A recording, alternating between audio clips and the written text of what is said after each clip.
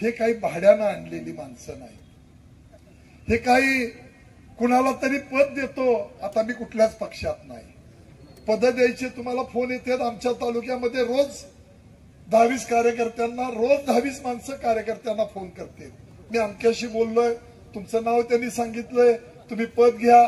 संजय काका आता काय राहिलंय? अरे बाबानो,